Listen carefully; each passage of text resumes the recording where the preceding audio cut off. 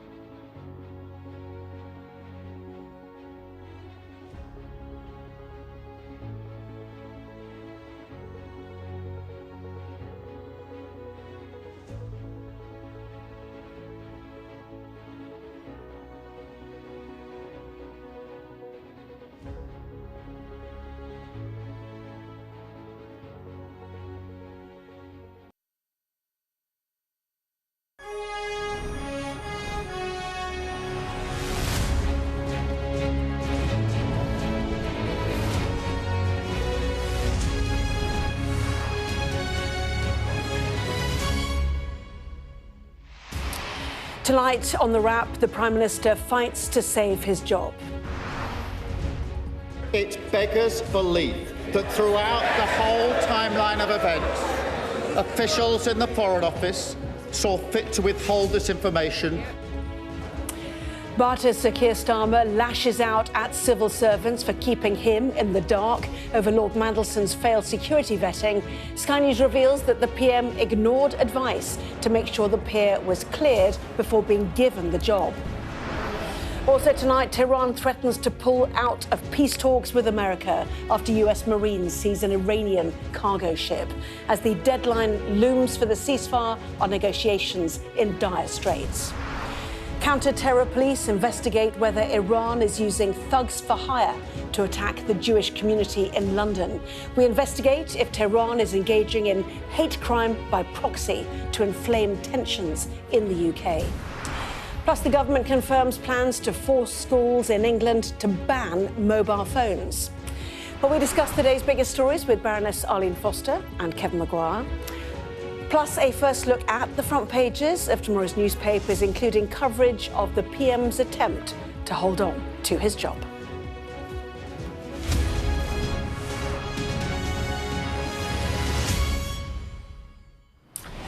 Well, hello and a very good evening to you. Arlene and Kevin, welcome to both of you as well. So the Prime Minister faced MPs today to fight for his job, accusing officials at the Foreign Office of deliberately and repeatedly withholding the fact that Lord Mandelson failed security vetting for the role of US Ambassador.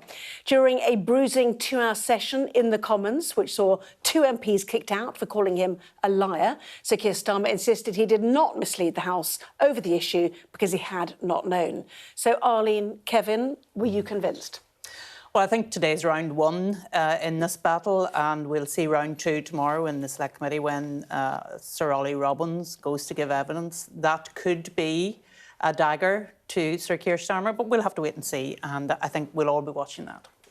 He'd be in serious trouble, the Prime Minister, if he's contradicted by Ollie Robbins, but I think he lives to fight another day.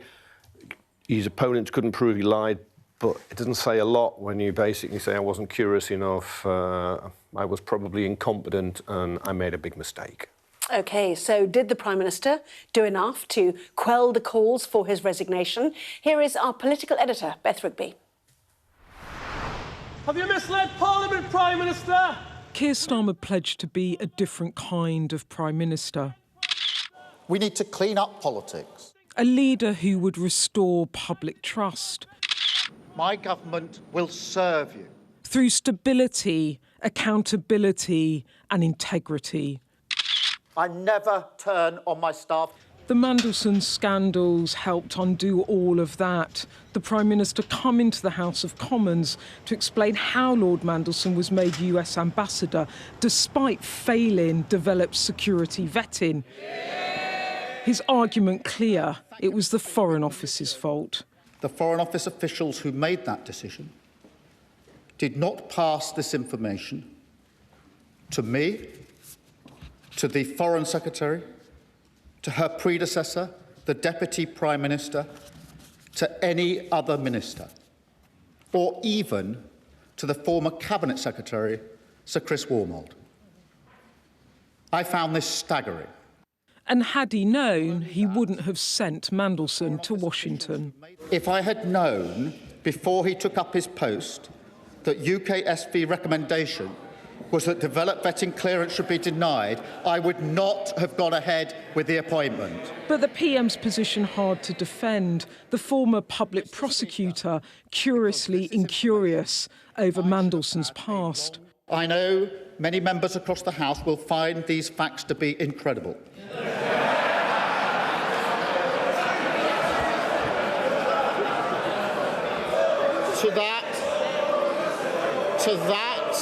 To that, I can only say they are right. It beggars belief that throughout the whole timeline of events, officials in the Foreign Office saw fit to withhold this information from the most senior ministers in our system in government.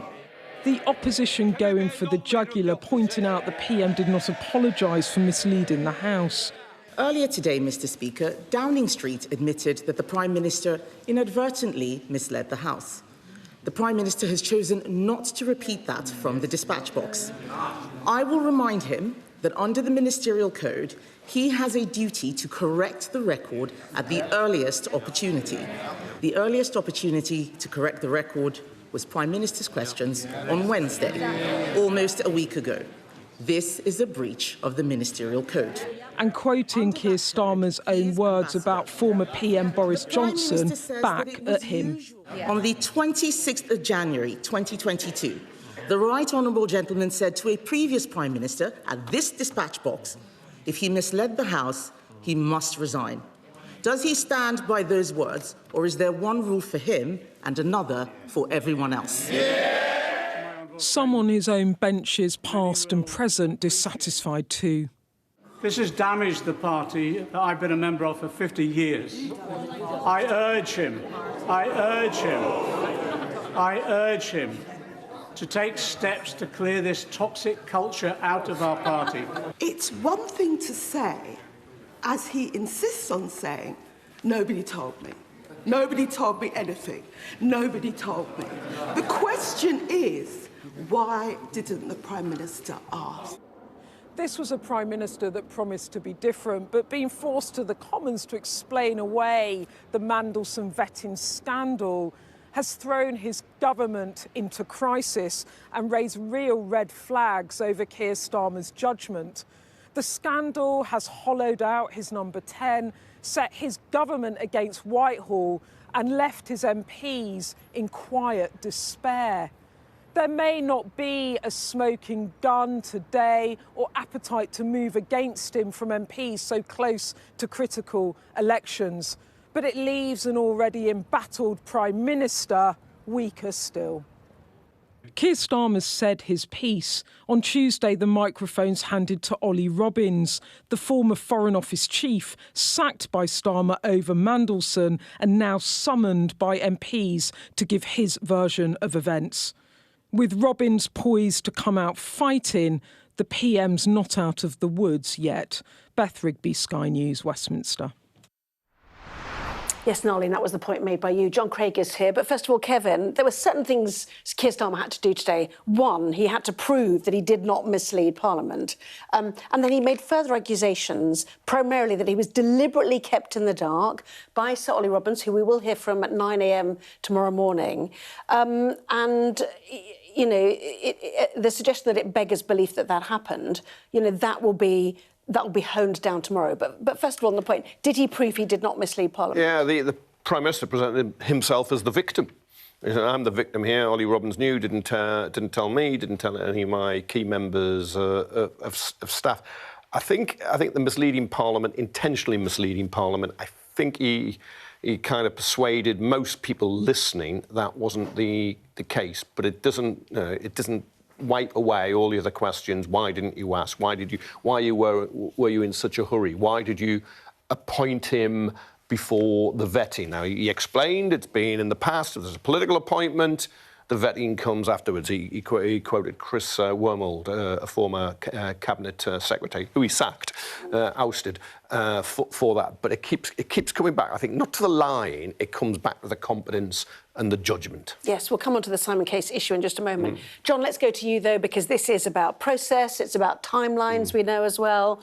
It is about the survivability of this for the Prime Minister. So you've been down in the corridors of power today, I know. What has the mood been and what is the mood now amongst Labour MPs? Well, first of all, in the chamber, they were pretty gloomy, the MPs behind the Prime Minister. And that line where he said, you'll all find this incredible. I mean, absolute laughter. And he didn't sort of see the funny side of it at all, no smile or anything. So in the chamber, not great support. And the other thing in the House of Commons chamber is, of course, that towards the end, he was on his feet for 2 hours, 25 minutes, from 3:30 to 5 to 6. Towards the end, it was noticeable the Labour benches emptied, not completely, but they were half full, if that. Whereas the Tory MPs, you can see there it is on the left of the screen, Labour benches emptying, Tory benches looking pretty full. Tory MPs were bobbing up and down, not so many on the Labour side. Yeah, you can see a few Labour MPs. Look at all those gaps on the Labour side there. Then, of course, immediately afterwards, with the Parliamentary Labour Party meeting, that was only half full.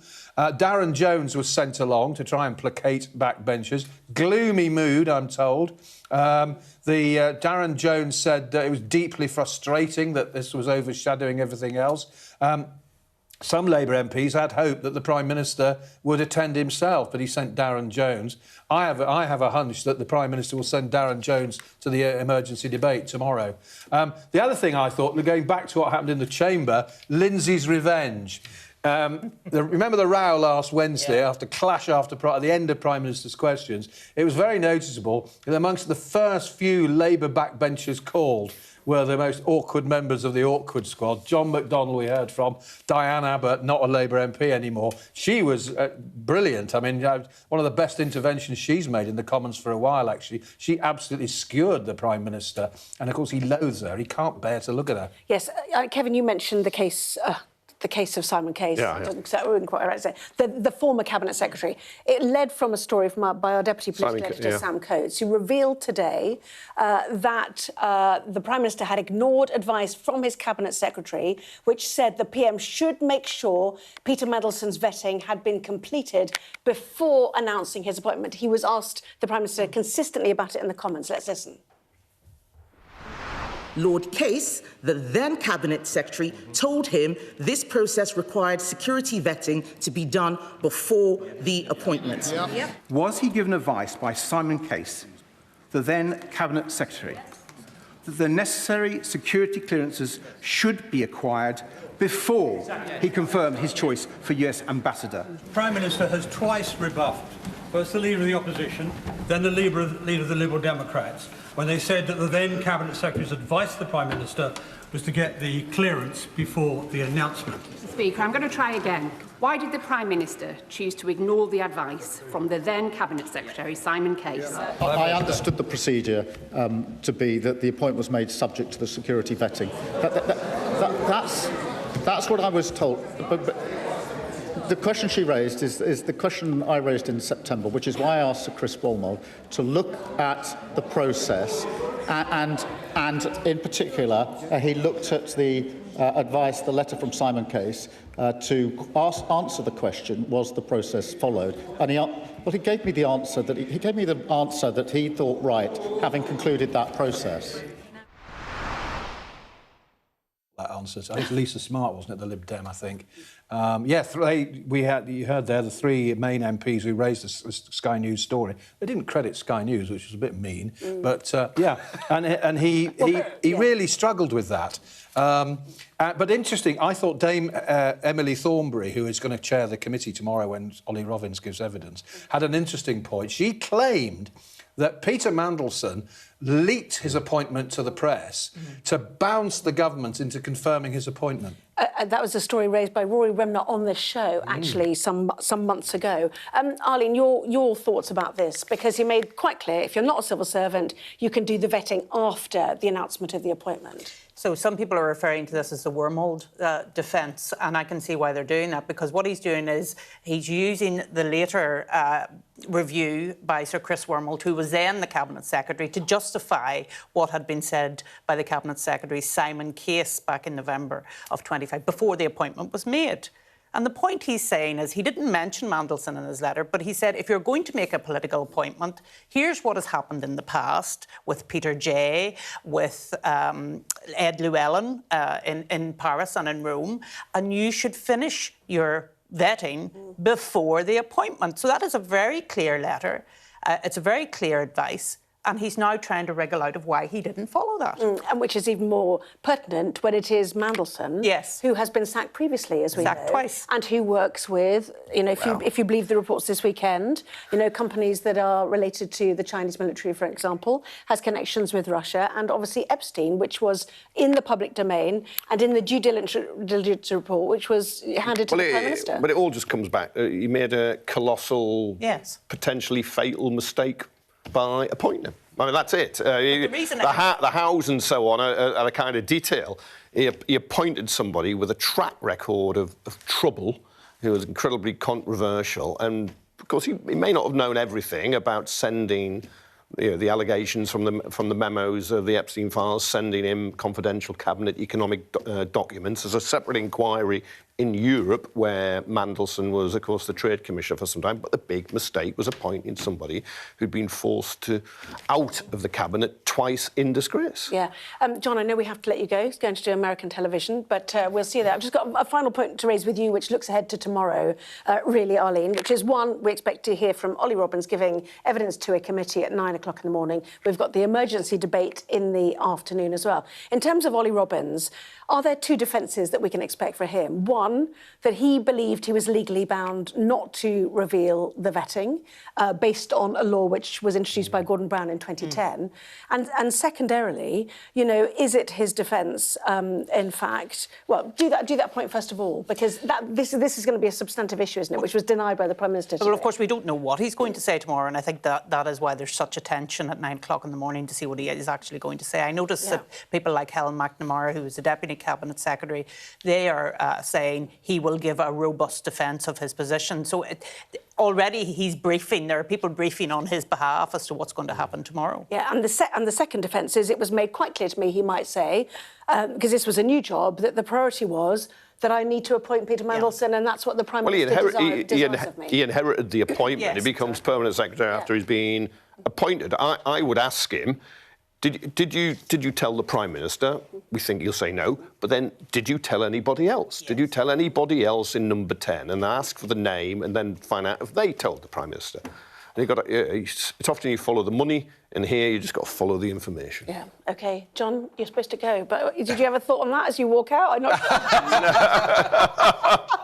I think he was new in the job and he basically wanted to do what the Prime Minister wanted. Yeah. He didn't want to block it.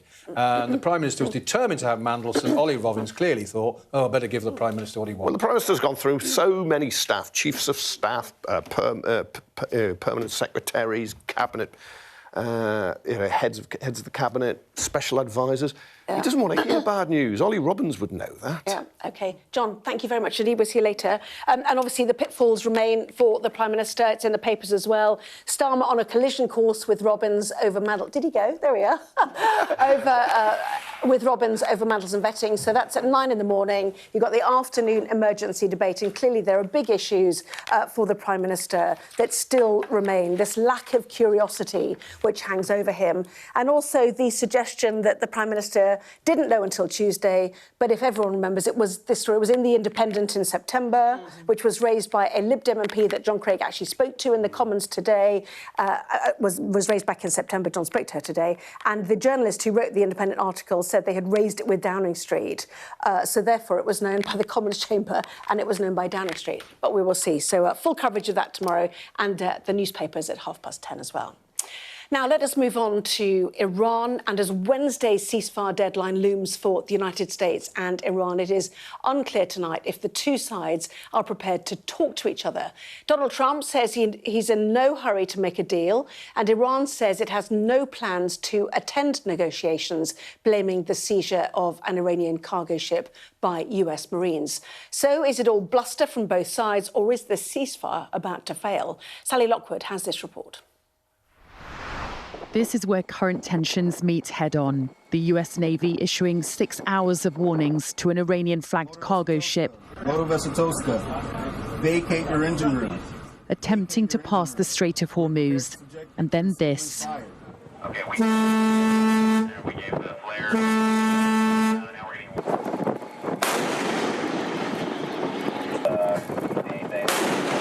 When the vessel failed to cooperate, the American Navy destroyer fired at its engine room. In a first use of force by the US military in its blockade of the strait, American Marines dropped from helicopters and took control of the vessel after it was disabled in the Gulf of Oman. The US Central Command sharing video of the nighttime operation. This clash has consequences far beyond this critical waterway. Iran has warned it will retaliate, and hopes for a second round of talks between the US and Iran in Pakistan look in jeopardy. So far, while I am here, we have no plans for the next rounds of negotiations, and no decision has been made in this regard.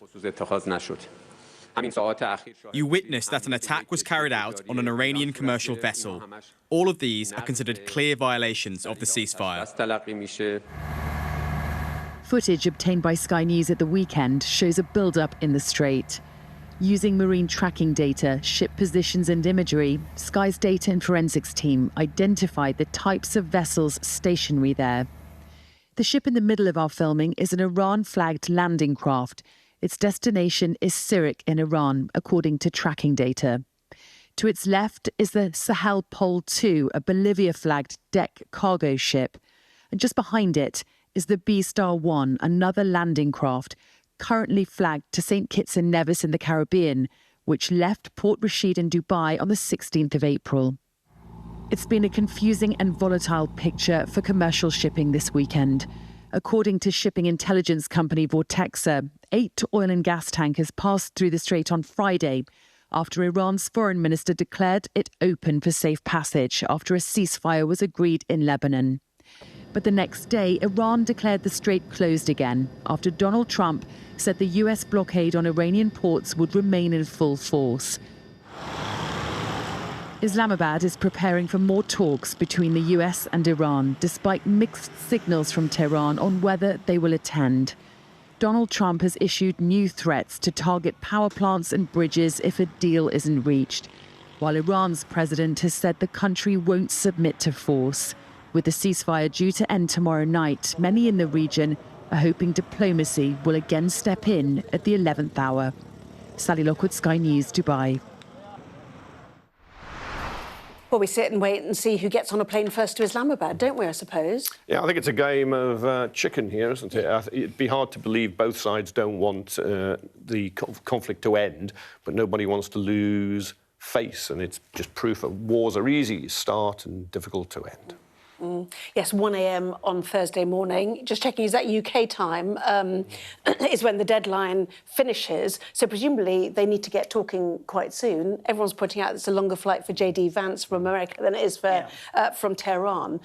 But is it your belief, do you think, that they are currently goading each other over the Strait of Hormuz still, do you think? Yeah. But actually, substantively, they do want to continue the negotiations? No, I think they do, and I think they want the negotiations to happen, but it is a sign of not wanting to look like the weaker partner. And I mean, this is what happens in negotiations, says she, who has been through her fair share. People don't want to look weak before they go into negotiations, and this is obviously what's happening here. However, somebody's going to have to make the first move, because, as you say, J.D. Vance takes longer to get to Islamabad than the Tehran speaker. Yeah, exactly. We'll certainly keep an eye on that.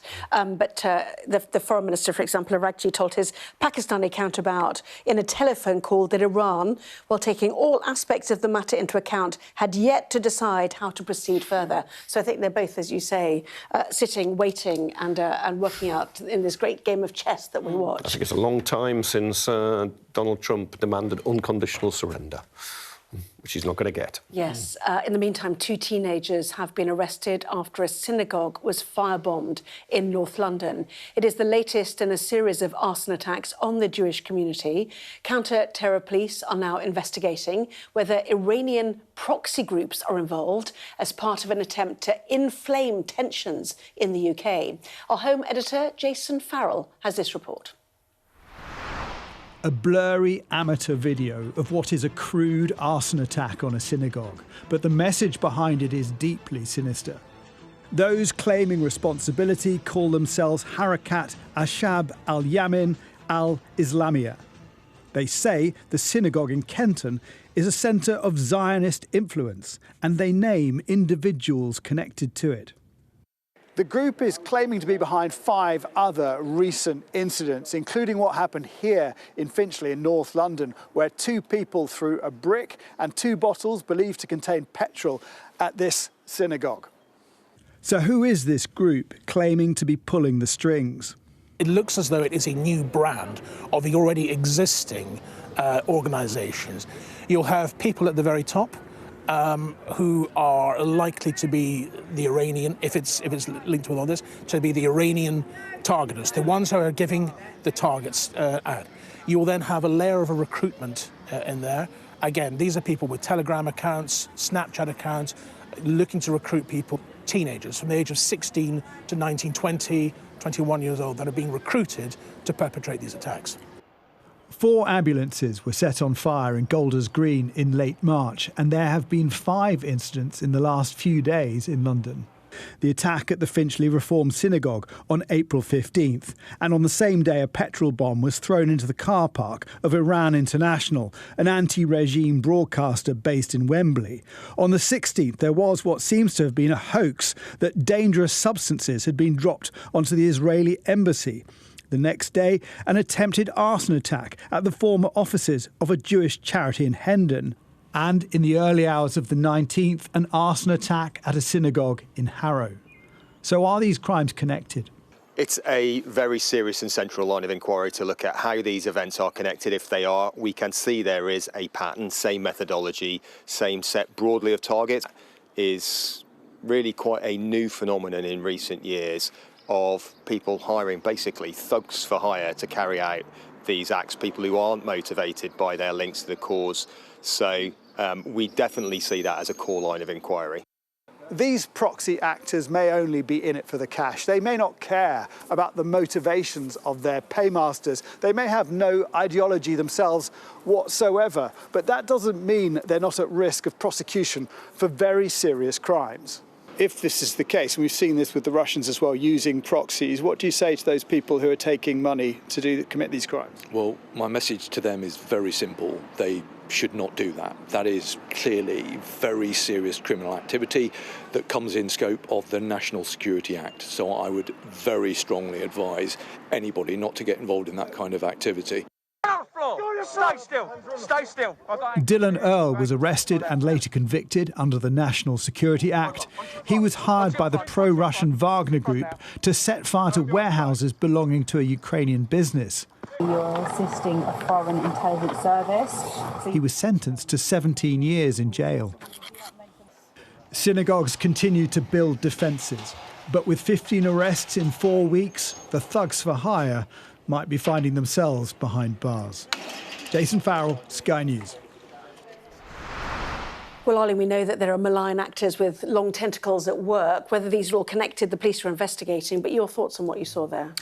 Well, whether it's malign actors or whether it's because young people are being radicalised by extremists, this is an absolutely unacceptable burden on the Jewish community right across, not just London and Manchester and right across the UK. And I have to say, I worry greatly about the growth in extremism amongst our young people in particular, and they are susceptible to suggestions that political violence is OK. I seen a report recently that said 1 in 5 people who live in the UK now actually think that political violence is acceptable in some cases. I mean, that is a dreadful statistic when you think what Northern Ireland came through, for example. So we need to really deal with extremism. We need to deal with glorification of terrorism and stop it at its core. No, absolutely. It must be terrifying if you're in the Jewish community and you know these attacks are coming and are being orchestrated. There was also at the weekend a petrol bomb attack in London on an anti-regime Iranian TV station. Now, whether that's linked to these actors are used, whether they're hired or whatever it is, you could see it all going in one direction. So you understand why the police believe it isn't just groups of individuals independently, sprouting up, but it needs to be nipped in the bud now. Otherwise, it will escalate and it'll get worse. Yeah. Very intriguing points, yes. Lots more still to come in the next part of our programme. We will be taking a first look at the front pages. Back in a moment.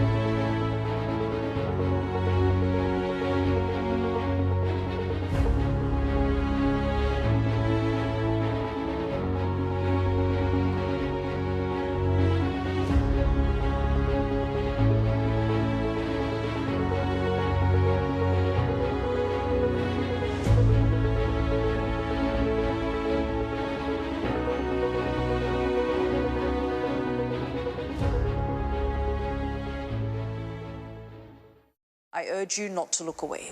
If Hamas hands the hostages over, they will end this conflict. The world has been watching. Good to see you again. How are you? Did she say how he was? The conditions are awful. The jets were ordered to come back. Historic day here today. How will you respond if India does launch airstrikes? They will be all out to war. I'm just going to put some body armor on. I'm Yalda Hakim.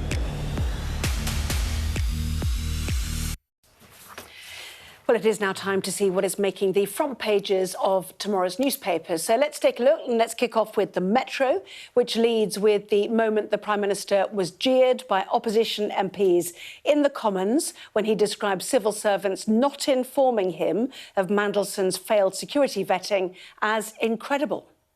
Keir Starmer's acknowledgement that his story sounds incredible is also on the front page of the Eye. The Telegraph parrots the Prime Minister's words back at him in full. I know many MPs will find these facts to be incredible. The Mirror leads with Starmer's accusation that Foreign Office officials chose not to tell him Mandelson had failed the vetting.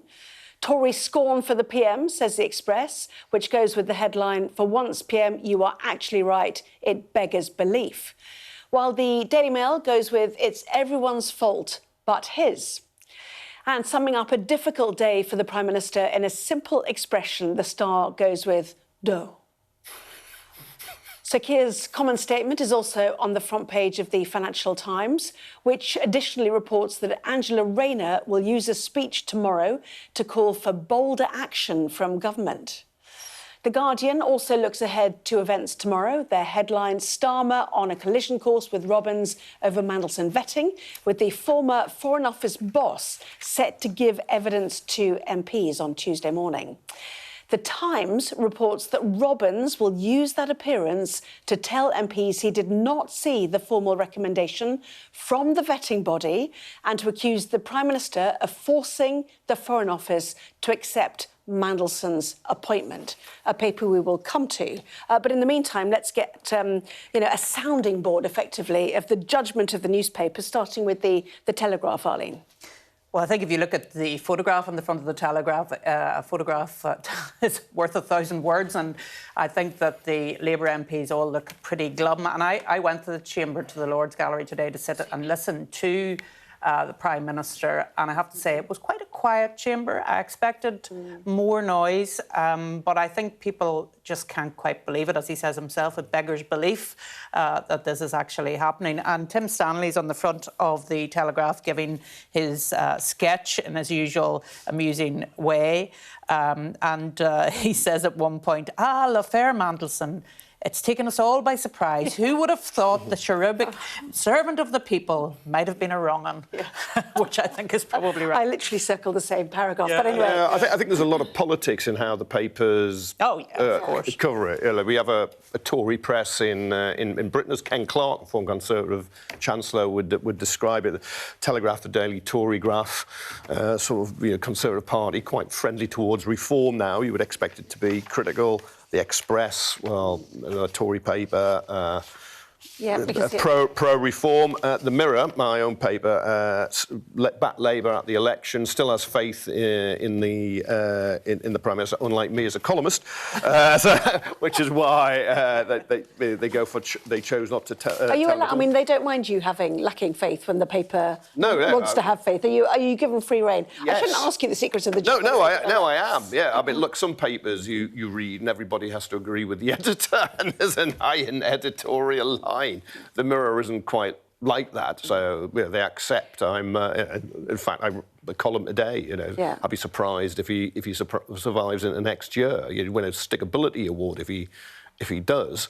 But no, they don't mind. So let's take a look at that substantive allegation, which is the main tenet of what the Prime Minister had to say today. It was deliberately kept from him. They chose not to tell me, is the front page of the Mirror, if we take a look at it. Is that the bit that sticks? Because obviously we're waiting to see what Ollie Robbins has to say. That's his defence, isn't it? That's his defence. But if that defence fails... Well, he's had it. I mean, I think in brief, look, he can fight off the charges so far of lying, I believe. Yes, he misled, but did he do it intentionally or did he do it from ignorance? He's pleading the ignorance, I didn't know. Of course, then that comes on to, well, shouldn't you have known? Shouldn't you? The Diane Abbott, why didn't you ask? Yeah. Maybe he's just too busy, maybe just assumed it happened. It's where Ollie Robbins really has his fate in his hands tomorrow.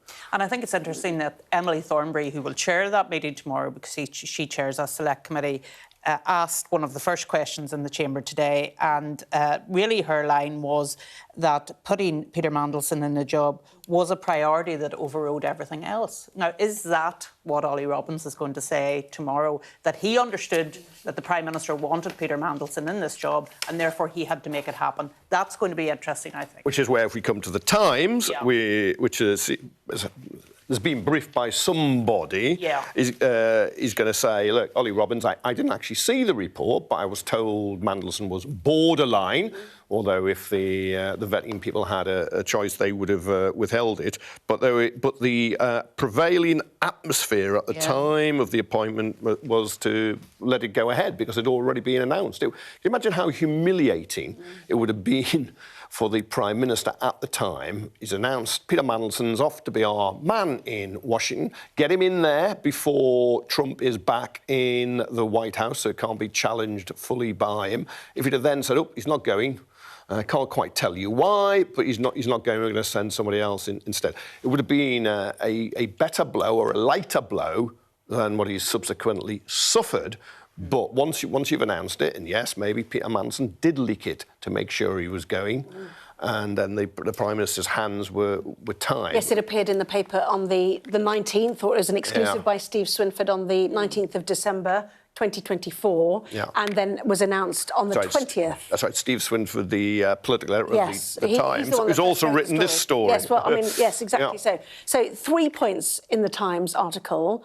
1, the headline, the PM forced the Foreign Office to approve Mandelson's job. 2, as you pointed out, Sir Ollie Robbins will say he did not see in full the UK security vetting's consideration, but he was given a briefing by the Foreign Office that suggested his case was borderline. Now, we've been told it was in the red, etc. Borderline. If it was left to the UK SVs, it was likely to oppose giving him clearance. Ollie Robbins assessed the outstanding risks, which we don't yet know, obviously, and concluded that they could be mitigated, which would happen with an ambassador, for example, who may have had, like, an affair or business interest or something. They mitigate against it. So that's... Which leads me to think that what damaged him in his developed vetting was actually around business interests. Whether it was in Russia or whether it was in China. Or both. And they could be mitigated against. And that's why I think that's where the territory we're in, as opposed to other issues which were there and which people knew of before. I mean, I know vetting is supposed to be highly secretive, which is where the rules are. Should we find out why he failed, do you think? Is this now a matter of public interest at this point? I think it's gone to the Intelligence and Security Committee for them to see. Why not publish it now? I know they gave confidentiality. Because that destroys vetting, and people wouldn't be honest if they thought it was going to eventually get in the public domain. If they get caught out. I've been asked to speak about people who've been vetted before. I kind of have a little idea what it's about. I haven't been vetted myself because I haven't gone for any of those positions. I think there's a public interest case now, when this is such a huge political row, to actually make it public. Yeah. Robbins will also highlight the fact that Starmer had decided to press ahead with the appointment despite the opposition of Sir Philip Barton, his predecessor as permanent secretary at the Foreign Office. So already the Foreign Office had expressed disquiet. We know Jonathan Powell suggested it was going being processed unusually quickly as well. Sounds like Ollie Robbins is going down fighting, right? Is that the impression from this? And you know what? We shouldn't be surprised at that, because this is one of the most significant civil servants formerly in the government. He was the guy behind Brexit. Don't ask me what I thought of that. But he was the guy who really was Theresa May's right-hand man when she was doing all of those dealings. So he was in fact, people thought he was going to be the next cabinet secretary, but he didn't get that job, and he ended up in the Foreign Office. So this is a very significant person. I thought it was interesting today that amongst the peers that went to the gallery were some former heads of the civil servant, to hear what the PM had to say. I thought that was interesting today. Well, what do we want? Just on that very quickly, are we in a clash with Downing Street and the civil service? Oh, I think definitely. I mean, and is it bad? Is it the worst we've seen? As some of Well, I can't remember anything like this. Maybe others can. Not saying that you're older than me, Kevin. But no, Thatcher had a period around Westland and so on. Yeah, exactly. so. And Dominic Cummings took on the blob, obviously. Yeah, I don't think he. Yeah, and I don't think he was. Tried to. I don't think he was ever vetted. It's got to be said. But you want Ollie Robbins to go and honestly and fully answer every question you do put to him. Well, and if he can't answer a question because he feels he'll breach of confidentiality, to say that rather than just give another half truth. I think we've had enough of those. Absolutely. Well, Ollie Robbins will also apparently say that the role of UK security vetting is ultimately advisory. So that's interesting. The Times also says one Whitehall source said the appearance before the committee would be box office and that he would not hold back in defence of his actions. So that is your viewing at 9 o'clock in the morning on Sky News. In the meantime, we continue with this. The Daily Mail, everyone's fault but his. He's almost at the point where there's no one left to fire, Arlene, if he wants to blame anybody else. Well, I think that's the point Kevin has made, that actually he's hollowed out Downing Street and now he's off to the Foreign Office to hollow it out as well. So it is very difficult for him at this point. But don't forget, we have elections coming at the beginning of May, and I'm not sure that the backbenchers, regardless of the fact that they're looking very glum, want a leadership challenge at this particular point in time. If you show... Just quickly, I'm told Dominic Cummings was eventually vetted because he was seen with a green wristband, which means he was vetted, apparently. A bit like going off to Glastonbury. Exactly. Access all areas. A yellow band pass, I lie. Anyway, do continue. All right, yes. Yeah. The Prime Minister's been through 2 chiefs of staff. He hasn't got one. He's on his 3rd cabinet secretary. I don't know how many communication chiefs he's lost and other changes. I think if you show no loyalty to other people, you're not going to get any loyalty back when you're in trouble and you look on the way out and are being pushed towards the exit door. And that is you can blame everybody else, and some blame may be attached.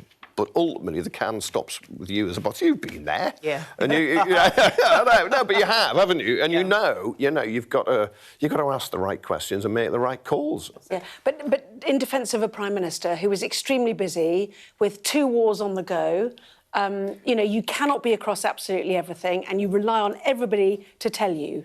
Is that not? I mean, you know, as a political leader, that is surely true. That you is have true. to rely on the people around. That you. is true, and you do rely very heavily on your civil servants. There's no doubt about that, and I did as well. But the reality is, I think Diane Abbott's point today is very key. And I mean, this is a woman who's taken quite a lot of abuse in the past.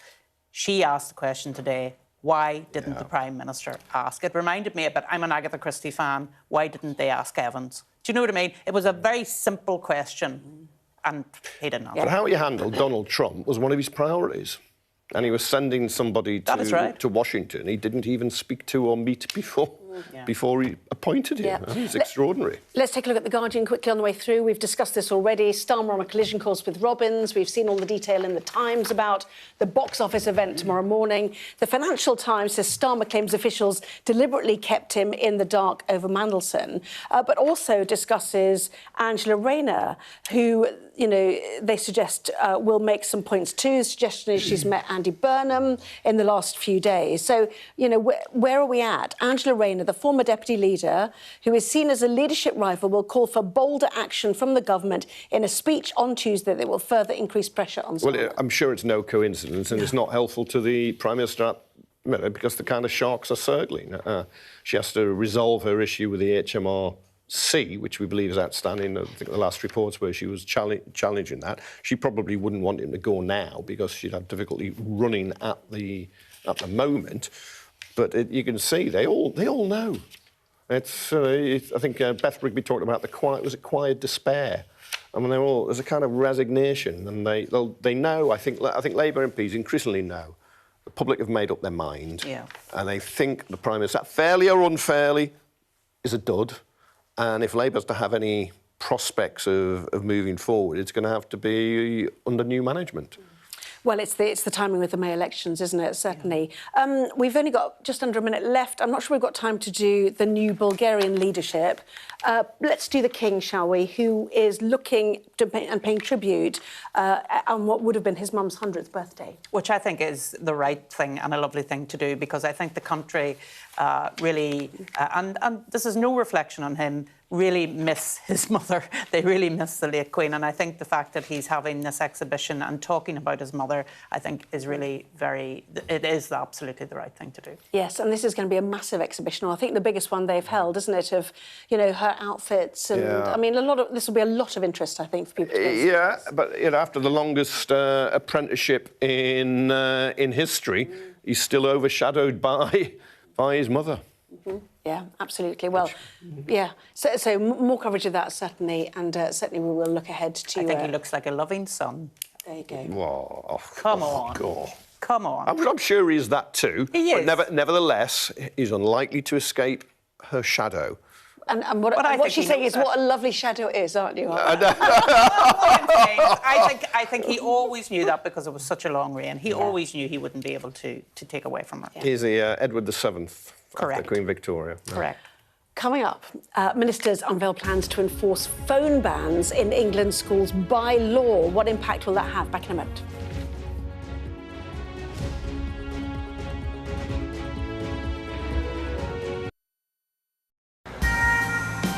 This is how you travel when the mafia wants to kill you. He's almost given up his own freedom, but that's the price he's willing to pay. Here, they don't just arrest and Ndrangheta mafia members, they also live among them.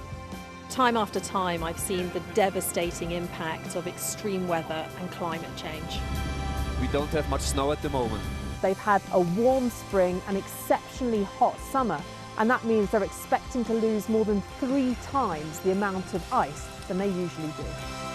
Flames are still forcing people from their homes and leaving many questioning their futures. Here was my life. We have nothing. I can't say anything, it's so sad. This disaster is testing the resolve of everyone on this island. The only way out now is by boat. Everything you see is devastated, and the misery being felt by people living here is repeated in towns and villages across Central Europe. Sky News, get the full story first. Turkey is burying its dead. The loss is profound. Whole families died in this collapse, generations wiped out. The violence has penetrated the heart of the city rather than being contained to the estates around the edge, and that speaks to the level of anger being felt here. In Sweden, police have seized a lethal stash. This is just a small sample of the deadly arsenal taken off the streets. This is an example of an advert, really. Anyone of any age could say, I'll do that for £1 million, and then have to go and shoot someone. Yes. I'm Siobhan Robbins, Sky's Europe correspondent based here in Berlin. I bet right now you often find yourself asking why. Why was a certain decision taken? Why did something happen? Why did they say or do that? I'm Neil Patterson, and it's my job as a journalist to find out why. Just explain why. It's a difficult one. Well, I mean, it's massive. It's a very, very severe situation. So if you want to make sense of this complicated world, Sky News' new podcast, This Is Why, is your daily fix. One story every day, and we can find out why together. Listen and follow wherever you get your podcasts. The best thing about being a Sky News journalist... Hi, darling. Beth Rigby, Sky News. Is being a Sky News journalist. You said to people, I'm not coming back for more, but you have come back for more. Well, let's kick off and make a statement. What can our Prime Minister say to you to not impose tariffs? He's coming out! What more do you need? We're trying to see as much as we can. We're in an area that's just been reclaimed. Mr. Zuma, Sky News. People are directly protesting. The whole neighborhood is rallied around her. It's been impenetrable to journalists over the last 2 years of war in Sudan. Been waiting for this for 2 years. It doesn't feel like a big homecoming. It was never going to be pretty. War isn't pretty. Now, the government is planning to enforce bans on phones in schools in England by law. Current guidance suggests the devices should be banned, but head teachers can ignore the advice if they disagree. So a Department for Education spokesperson said, "We have been consistently clear that mobile phones have no place in schools and the majority already prohibit them. This amendment makes existing guidance statutory, giving legal force to what schools are already doing in practice." So, Arlene, does this make a difference, do you think? Well, what they're doing is, instead of just saying, we think you should do this, they're putting it on a statutory footing, so schools will now have to comply with that guidance. In Northern Ireland, there's guidance that each of the schools have to have a policy on mobile phone use. I'm a governor in a school in Northern Ireland, and so what we do at our school is they're not allowed to have their phones on during classes. They can look at them at break time or lunchtime, because you have to remember some kids use their mobile phones for their diabetes, for example. Some kids use their phone to access the internet for schoolwork. So you can't just say, no, you can't. And rural schools, of which the school I am a governor on, kids need their phones to get in touch with their parents if they miss their bus or do something else, because there's none of those nice phones. You used to be able to go in and phone your mum and go, Mum, I've missed the bus, and all of that. You've forgotten your P kit, and by the way, it's in an hour, can you drop it off? And all that. Yes, exactly. So that's the leeway of this. But, you know, the difficulty, when we talk about social media as well, because it keeps being ping-ponged between the Lords and the Commons about banning social media for under 16s, because a lot of what people use a smartphone for is looking at social media and distracting things that are nothing to do with your education or arranging school pickup and so on. So do you agree with this policy? Do you think that it needs to be... I'd quite like to know what a ban is. Does that mean you can't take a phone into a school? Or if you take it in... Some lock them up, don't they? Yeah. Say they've got to remain so does everyone have to have a pigeonhole, or you lock them up? Do you take them off them? Pouches or something? Or do you say you just can't switch it on? You've got to keep it in your bag? I'd quite like to know that. But I suspect there isn't a school that doesn't have a mobile phone policy already. Yeah. So I'm just wondering... So you're saying this is a bit reactive? And I'm just wondering what difference, if any, it will make in truth. Gillian Keegan was the Conservative Education Secretary when she brought out the statutory regulation in England, or sent out a guidance note, but it was really enforced, because once the Department of Education sends out a note, it's followed. Well, the suggestion is it wasn't on a statutory basis, I think, and that's the difference that this government is trying to make. And I think it's in response to pressure that has come on around social media, to be honest with you. But kids use their phones for other things as well, so I think we just have to remember that as well. Yeah, exactly. The policy is that the school should be phone-free throughout the school day, which is the difficulty of lunchtime. By the way, my rehearsal for something is now going to finish at 4:30, not 5. Could you pick me up earlier? Unless you have to go and get dispensation from a teacher to say, can I ping my parent to say... A mobile phone area. Well, exactly. Well, no, I mean... Well, like a smoking area, you're allowed to go... Well, I hope not in schools, actually, Anna. No, the drinking area. No, I hope that's not happening in schools. But no, you could see... didn't mean in schools. You could see if you're going to make a call, you had to go to a certain supervised area. Yeah, I could understand that. But I wonder if I do just generally wonder if it'll make any difference, because I think heads are on this already. We've got lots more to discuss. We've heard from the Iranian Parliament Speaker. We'll have that in the next hour. Should we just take a look at the weather now? You're looking happy. Well, the forecast looks good. So you've sorted the travel insurance then? All Clear Travel Insurance sponsors Sky News Weather. Well, we will see a few showers on Tuesday, but these should slowly fizzle out. Then, with an area of high pressure in charge, it is looking mostly settled for us over the next few days. There will be a very blustery wind in the south, though. So first thing on Tuesday, it'll be a cloudy start for some, a few showers over parts of northern England and Scotland. During the morning, the cloud will break up, and by lunchtime, most of England, Scotland and Wales will be bright with some sunshine. All Clear Travel Insurance proudly sponsors Sky News Weather. Well, coming up in the next part of the wrap, the Prime Minister fighting to keep his job as he faces MPs over the Mandelson scandal, with more on that to come. What's the best thing about being a Sky News presenter? Perfect. Let's bring you some breaking news. Being a Sky News presenter, I began by asking, Thank you so much. trusting us to tell her story. The battle for number 10. Sky News has been given exclusive access. Let me give you a sneak peek. It was the day those present would never forget. Why did you decide to open up and tell your story? I urge you not to look away. If Hamas hands the hostages over, they will end this conflict. The world has been watching. Good to see you again. How are you? Did she say how he was? The conditions are awful. The jets were ordered to come back. Historic day here today. How will you respond if India does launch airstrikes? They will be all out to war. I'm just going to put some body armor on. I'm Yalda Hakim.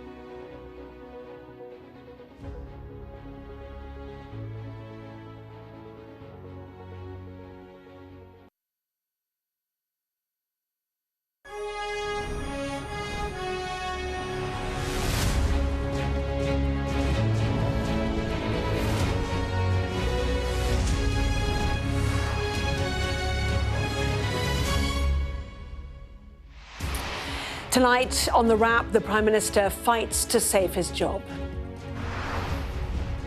It beggars belief that throughout the whole timeline of events, officials in the Foreign Office saw fit to withhold this information. But as Sir Keir Starmer lashes out at civil servants for keeping him in the dark over Lord Mandelson's failed security vetting, Sky News reveals that the PM ignored advice to make sure the peer was cleared before being given the job. Also this evening, Tehran threatens to pull out of peace talks with America after US Marines seize an Iranian cargo ship, as the deadline looms for the ceasefire on negotiations in dire straits. Reform UK promises to deport hundreds of thousands of small boat migrants who have successfully claimed asylum if the party wins the next general election. Well, we discuss the day's biggest stories with Baroness Arlene Foster and Kev Maguire, plus a first look at the front pages of tomorrow's newspapers, including coverage of the PM's attempt to hold on to his job.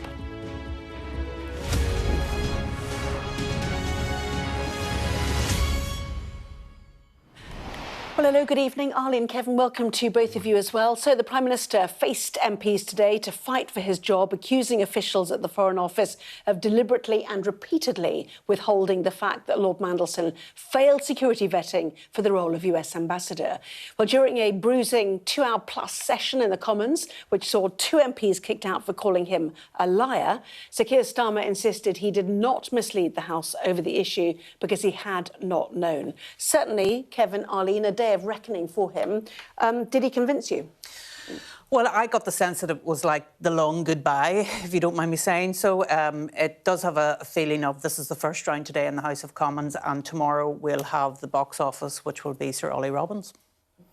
He's down but not yet out, and his fate is probably in the hands of Ollie Robbins.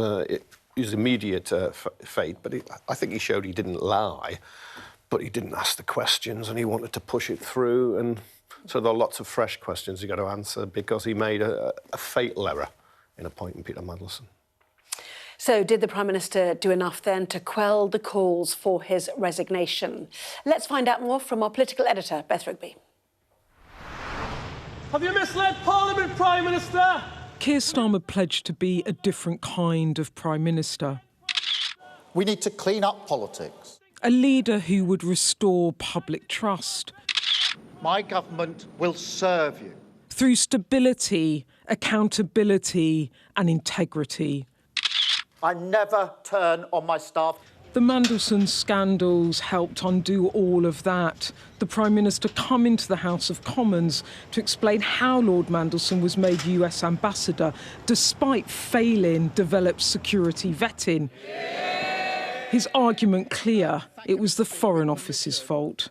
The Foreign Office officials who made that decision did not pass this information to me, to the Foreign Secretary, to her predecessor, the Deputy Prime Minister, to any other minister, or even to the former Cabinet Secretary, Sir Chris Wormold. I found this staggering. And had he known, he wouldn't have sent Mandelson to Washington. If I had known before he took up his post that UKSV recommendation was that developed vetting clearance should be denied, I would not have gone ahead with the appointment. But the PM's position hard to defend. The former public prosecutor curiously incurious over Mandelson's past. I know many members across the House will find these facts to be incredible.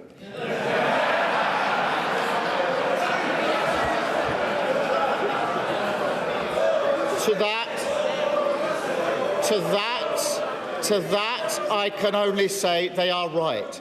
It beggars belief that throughout the whole timeline of events, officials in the Foreign Office saw fit to withhold this information from the most senior ministers in our system in government. The opposition going for the jugular, pointing out the PM did not apologise for misleading the House. Earlier today, Mr. Speaker, Downing Street admitted that the Prime Minister inadvertently misled the House. The Prime Minister has chosen not to repeat that from the dispatch box. I will remind him that under the Ministerial Code, he has a duty to correct the record at the earliest opportunity. The earliest opportunity to correct the record was Prime Minister's questions on Wednesday, almost a week ago. This is a breach of the Ministerial Code. And quoting Keir Starmer's own words about former PM Boris Johnson back at him. On the 26th of January 2022, the Right Honourable Gentleman said to a previous Prime Minister at this dispatch box, if he misled the House, he must resign. Does he stand by those words, or is there one rule for him and another for everyone else? Some on his own benches, past and present, dissatisfied too. This has damaged the party that I've been a member of for 50 years. I urge him to take steps to clear this toxic culture out of our party. It's one thing to say, as he insists on saying, nobody told me. Nobody told me anything. Nobody told me. The question is, why didn't the Prime Minister ask? This was a Prime Minister that promised to be different, but being forced to the Commons to explain away the Mandelson vetting scandal has thrown his government into crisis and raised real red flags over Keir Starmer's judgment. The scandal has hollowed out his number 10, set his government against Whitehall and left his MPs in quiet despair. There may not be a smoking gun today or appetite to move against him from MPs so close to critical elections, but it leaves an already embattled Prime Minister weaker still. Keir Starmer said his piece. On Tuesday, the microphones handed to Ollie Robbins, the former Foreign Office chief, sacked by Starmer over Mandelson and now summoned by MPs to give his version of events. With Robbins poised to come out fighting, the PM's not out of the woods yet. Beth Rigby, Sky News, Westminster. Well, our chief political correspondent, John Craig, has joined us now. At one point we saw Labour MPs, leaving the Commons chamber, leaving the Prime Minister, without that the backbone, the defensive force, if you like, for him. And you were down there at the Parliamentary Labour Party meeting outside. The mood was what, John? Gloomy. It was noticeable during the statement, 2 hours, 25 minutes, marathon statement. I thought the Prime Minister was flagging a bit towards the end. I mean, it was very long interrogation. Yeah, first of all, Labour MPs behind him were a bit glum. They weren't as boisterous as no doubt the whips would have hoped. And then towards the end, about halfway through, or perhaps a bit later than that, we suddenly saw the notice that the Labour benches were emptying. I don't know if we can see it. There's the Labour benches on the left-hand side of the picture there. There's quite a few MPs there, and you can see some of them bobbing up and down. But later on, there's fewer MPs there, look. That's the Labour side behind the PM. Where at one point I was looking, and the Labour benches were fairly empty. Less than certainly, I mean, I don't know, 20, 30 MPs in the chamber on the Labour side. But on the Tory side, on the right of the picture there it is, look, you can see it. On the right of the picture, look, packed, and lots of Tories bobbing up and down. There were claims that the whips had messaged MPs saying, get back in the chamber, it looks terrible. And it did look bad. Indeed so. So one of the many questions that was asked today was actually something that was raised by our Deputy Political Editor, Sam Coates, a little bit earlier on today. He revealed that the Prime Minister ignored advice from his then Cabinet Secretary, which said that the Prime Minister should make sure Peter Mandelson's vetting had been completed before announcing his appointment, something that had not happened. So Keir Starmer, as I said, was repeatedly asked about it, as you can see in the Commons this afternoon. Lord Case, the then Cabinet Secretary, told him this process required security vetting to be done before the appointment. Yep. Was he given advice by Simon Case, the then Cabinet Secretary, that the necessary security clearances should be acquired before he confirmed his choice for US Ambassador? The Prime Minister has twice rebuffed, first the Leader of the Opposition, then the Leader of the Liberal Democrats, when they said that the then Cabinet Secretary's advice to the Prime Minister was to get the clearance before the announcement. Mr. Speaker, I'm going to try again. Why did the Prime Minister choose to ignore the advice from the then Cabinet Secretary, Simon Case? I understood the procedure to be that the appointment was made subject to the security vetting. That's what I was told. But the question she raised is the question I raised in September, which is why I asked Sir Chris Walmall to look at the process, and in particular, he looked at the advice, the letter from Simon Case, to answer the question: was the process followed? And he gave me the answer that he thought right, having concluded that process. Yes, this Simon Case note, Arlene, was dated November the 11th, 2024, and it does say to arrange for security clearances to be done before confirming your choice. And the Prime Minister suggesting that for people who are not civil servants, it doesn't matter if it's done afterwards. But what do you think he should have waited? Would that have been, given this is Peter Mandelson, a man twice sacked already, would it have been sensible to wait for vetting? Which is why I think Simon Case gave the advice, because he knew that that was the preferred candidate. And therefore, he felt he should advise the Prime Minister, if you're going to pick a non-civil servant, then you should get them vetted before you appoint them. And he mentioned in his note Ed Llewellyn, who was appointed as a political appointee by David Cameron, I think, to Paris and to Rome latterly. And he also mentioned Sir Peter Jay, who was appointed by, I think, Callaghan back in the day to... Son-in-law. Son-in-law, exactly. To be... Married to Margaret. To be a US had a child with a nanny. Sorry. I went off the tangent. But look, I know, it was all... he was given that advice. He chose to ignore it, and instead, and I think what we're going to hear tomorrow is that there's a prevailing atmosphere, I think is the words that is used in the Times, that they wanted this to happen. And that's what happened. Yeah, exactly. In the meantime, your paper, the Daily Mirror, is the defence of the Prime Minister today. They chose not to tell me, accusing the Foreign Office of consistently, on multiple occasions, not revealing the vetting judgment. That's right. So they then put it on Ollie Robbins, who's been required to resign or be sacked, carry the can. He appears tomorrow, 9 o'clock, in front of the Foreign Affairs Committee to give his side of it. Now, the Times has a story. His pitch is going to be, look, the prevailing atmosphere was to rubber stamp Mandelson through. And you can understand, Robbins takes over the job. Yeah, he comes in midway through the vetting. Yeah, but after Mandelson's been announced, can you imagine the humiliation then for the Prime Minister if he'd had to pull the man he'd picked to go to Washington? Would have been better in hindsight than the mess he's got himself into now. But you can understand if the Times is correct and the vetting comes back, he's borderline.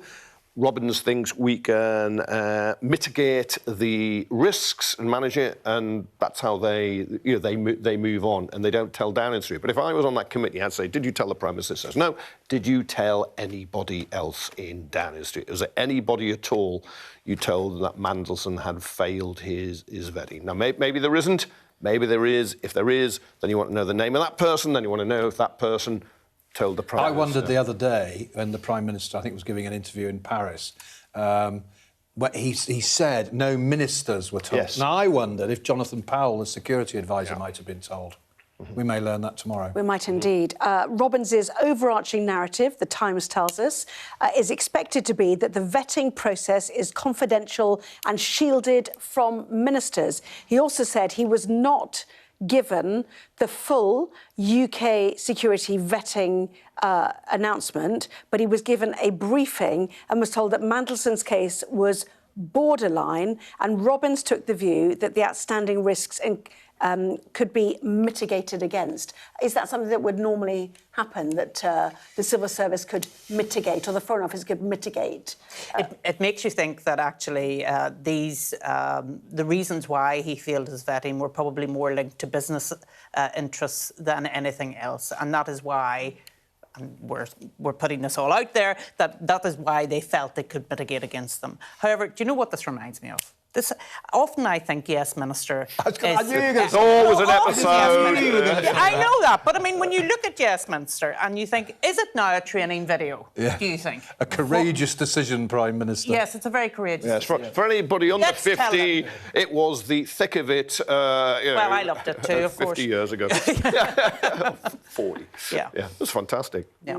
So, John, the Times also says one Whitehall source said the appearance before the committee would be box office and that he would not hold back in defence of his actions. What do you think his defence substantially will be?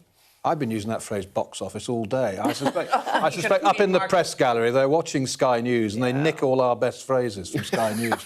Anyway, I think it's a compliment, John. I think you mentioned an hour ago this Act of Parliament called the Constitutional Reform and Governance Act. That was brought in by Jack Straw in the sort of last days of the Brown government, and it was basically to safeguard the independence of the civil service. And I think we've heard a bit in the last few days about how this vetting procedure is independent from ministers, so that ministers can't nobble civil servants. And I think he may quote that and say, look, by law, we're independent, we're separate. And I think that he will say that well, you posed the question, who did you tell? I mean, he may reveal that perhaps he told I don't know, the Cabinet Secretary or the Permanent Secretary of the Cabinet Office. But I think he will stress the independence of the civil service, because he is a Mandarin's Mandarin, after all. Well, just so was Keir Starmer back in the day. Just to go back to the Times article, specifically on that point, he's expected to highlight the fact that during a debate in the Commons about Mandelson's appointment in September, Stephen Doughty, a Foreign Office minister, said that it is rightly independent of ministers. And then he will say he did nothing wrong and that the role of UKSV, the vetting service, is ultimately advisory. Yes. Can I say, I mean, it's right, of course, that it's independent. It has to be independent of ministers. But surely the outcome should be told to somebody. I mean, you can't just say, oh, yes, we've done that, yeah. No, it should. I mean, what is the outcome of it? What's the point of it? What's the point of it if you don't share what the outcome of it is? It should be shared with ministers and the Prime Minister. I think there's no question of that. But as I understand it, a select committee is rather like a court of law, so only Robbins can tell the truth. And if whatever he signed, Official Secrets Act or whatever, he can reveal whatever he likes with impunity. Last Thursday night, when this story first broke, and then later at night, Robbins was sacked, Emily Thornberry was in this studio talking about when she had Ollie Robbins and I think others before the committee. I think it was last November, and she was talking about the glaring gaps in the evidence. And so I think she feels that her committee has, various things have not been mentioned to her. She's not been told stuff she should have been told. So, I mean, she is quite tenacious on this, Emily Thornberry. And I thought it was interesting in the House today when she suggested that the former Prince of Darkness had leaked his appointment to the press to bounce, as she put it, the government into confirming the appointment. Thornberry is a barrister with a forensic mind and questioning ability, and there is no love lost between her and the Prime Minister. Yeah. They're kind of neighbouring MPs, but he didn't give her a job. Yeah. She was Shadow Attorney General, and he gave the job to one of his cronies, Barrister Richard Hermer. Yes, so 9 o'clock, Sir Ollie Robbins' appearance before that committee, and then early afternoon there is an emergency debate called on by Kemi Badenoch. I think you called it the Revenge of the Speaker. Oh, that was earlier, when he was calling all Starmer's critics I see what you mean. In the chamber. Oh, I thought the approval of the emergency debate might also be part of the revenge. Yeah, it's probably another part of the revenge, yes. OK, so there's a whole day for everyone to watch to hear more about this. So don't forget, we've seen a couple of the papers already, but here's the Daily Mail as well. It's everyone's fault but his, and we will have a fuller look at the newspapers, certainly, at 1:30. Well, let us move on, because Wednesday's ceasefire deadline for Iran and the US is looming. It is unclear tonight if the two sides are prepared to talk to each other again. Donald Trump says he is in no hurry to make a deal, and Iran says it has no plans to attend negotiations, blaming the seizure of an Iranian cargo ship by US Marines. So is it all bluster from both sides? Is the ceasefire failing? Let's hear more. Here's Sally Lockwood. This is where current tensions meet head-on. The US Navy issuing 6 hours of warnings to an Iranian-flagged cargo ship vacate your engine room, attempting to pass the Strait of Hormuz. And then this.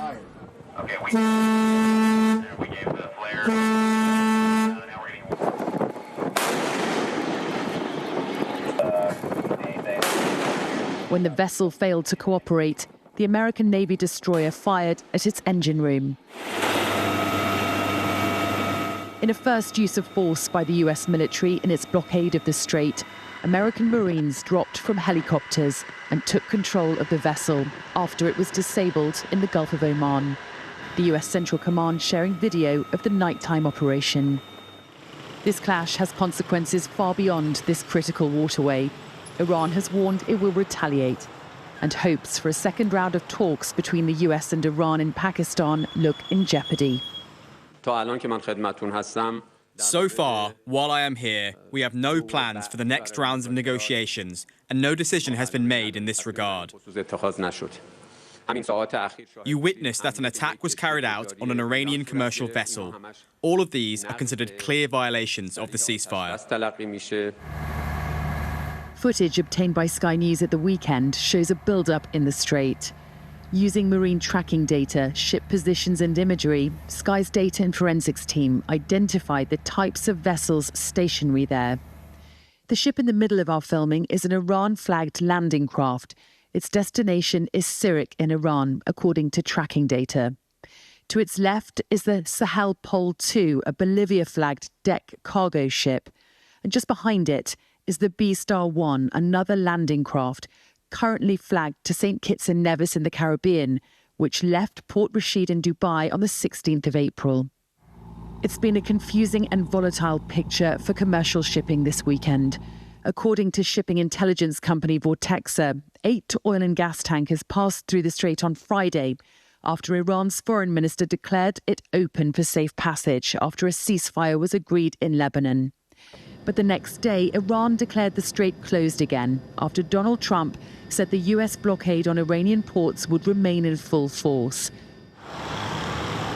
Islamabad is preparing for more talks between the US and Iran, despite mixed signals from Tehran on whether they will attend. Donald Trump has issued new threats to target power plants and bridges if a deal isn't reached, while Iran's president has said the country won't submit to force. With the ceasefire due to end tomorrow night, many in the region are hoping diplomacy will again step in at the 11th hour. Sally Lockwood, Sky News, Dubai. Well, we've had more from the Speaker of the Iranian Parliament in the last hour. Tweeting tonight, he has just said this: Trump, by imposing a siege and violating the ceasefire, seeks to turn this negotiating table in his own imagination into a table of surrender or to justify renewed warmongering.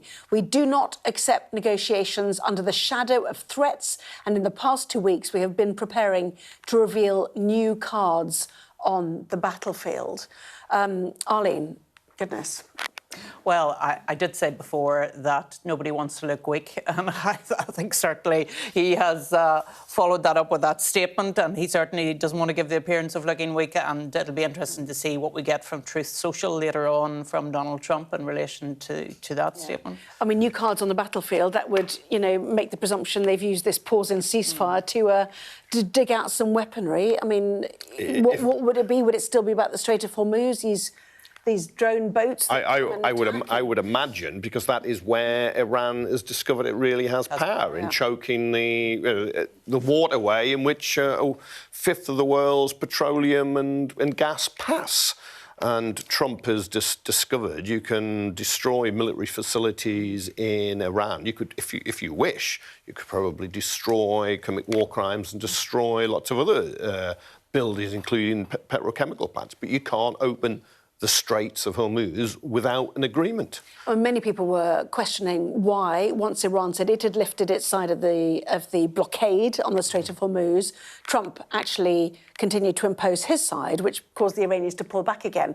I know American commentators have said, well, Iran was never really going to lift it. You still have all the problems. What it really meant, it was still going to impose toll charges on vessels who'd still have to go around this, you know, real or imagined minefield. So it was never a real prospect. But, you know, are we just seeing some hard-nosed negotiating here, do you think? Well, we are. And are they anticipating a resumption of conflict come overnight, Wednesday into Thursday? And the worrying thing is, I mean, obviously everybody wanted to see a ceasefire happening, but the worrying thing is if it's used by one or other of the protagonists to actually regroup and to get stronger again, that is a real worry. And nobody wants to see Iran getting stronger again. Nobody wants to see them coming back in the fashion that they're now threatening to do. And I think it is a real worry for everybody to see that happening. Yeah, as you say, we await the Americans' response to that from the Iranian Parliament Speaker.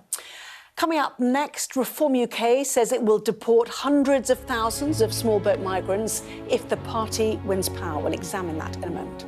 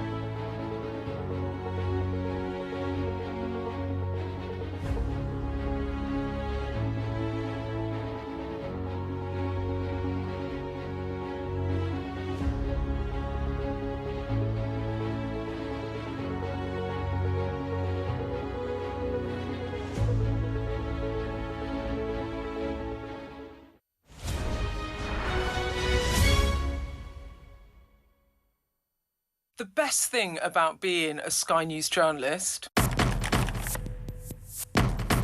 Hi, darling. Beth Rigby, Sky News. Is being a Sky News journalist. You said to people, I'm not coming back for more, but you have come back for more. Well, let's kick off and make a statement. What can our Prime Minister say to you to not impose tariffs? He's coming out! What more do you need? We're trying to see as much as we can. We're in an area that's just been reclaimed. Mr. Zuma, Sky News. People are directly protesting. The whole neighborhood has rallied around her. It's been impenetrable to journalists over the last 2 years of war in Sudan. I've been waiting for this for 2 years. It doesn't feel like a big homecoming. It was never going to be pretty. War isn't pretty. What's the best thing about being a Sky News presenter? Perfect. Let's bring you some breaking news. Being a Sky News presenter. I began by asking, Thank you so much. trusting us to tell her story. The battle for number 10. Sky News has been given exclusive access. Let me give you a sneak peek. It was the day those present would never forget. Why did you decide to open up and tell your story? Now, Reform UK today promised to deport hundreds of thousands of small boat migrants who have successfully claimed asylum if the party wins the next general election. Reform says it will review all successful asylum claims from the past 5 years and deport anyone found to have entered illegally or overstayed their visa. It's not just that anyone that continues to come illegally will not be allowed to stay under a Reform government, but that we will go back 5 years and review all asylum applications. And if there is a belief those applications have been granted because they're bogus, a belief those applications have been granted because the British government feels, both Conservative and Labour, that really their only option is just to wave everybody through. And also if we can see that it is a deliberate, willful misapplication of the good intentions of the Human Rights Act, then those asylum claims will be revoked. Arlene, saying this out loud does not make it happen. You've got the same old chestnut of how you deport people and to where. And without a militarised force like ICE in America, is that just not possible, that promise? Well, it's every lawyer's dream, I would imagine, this sort of policy, because there'll be a lot of appeals to the Human Rights Act about people who have already settled here and have been given asylum status, and I would imagine there'll be a lot of legal cases that'll come out of this. But I think the reason why Reform are highlighting this again, I know Kevin has his own theory as to why it's come out when it has, but I think the reason why they are highlighting it is because immigration is still such a huge story in the UK, and in particular in England. It's such a big story, and people are concerned about public services. They are concerned about the fact that they cannot get to see their GP, and they're having problems getting onto waiting lists in hospitals. So they are worried about this, and Reform knows that. As at the weekend, small boat crossings were down 34% on the same period last year. I know they can go back up, but you kind of won't hear that from Farage because he can't get any votes in it. I just wonder if he's said this now, and I think it offends the British sense of fair play when people have been granted the right to stay here, because he wants to divert from Richard Tice's tax problems. His deputy, the property slicker, accused of not paying £100,000, nudging £100,000 corporation tax on a whole series of companies that then gave money to Reform. Which is, yes, he's given defence to that, but yes. Well, yeah, it's a curious defence. He says, well, in business you make mistakes. He shifted his ground on previous allegations, and he says if he owes any money, he will pay it. But Katie Lamb, the Conservative, she's a shadow Home Affairs Minister. It was last year. She said she talked about deporting legally settled families here, and then had to back off after there was a public outcry. And I think, yes, there's an argument about stopping the boat, as Rishi Sunak would say, but I think people are already here and people who are settled. I think the majority of people even though the Home Secretary herself is looking at indefinite leave to remain for the so-called Boris wave, I heard today.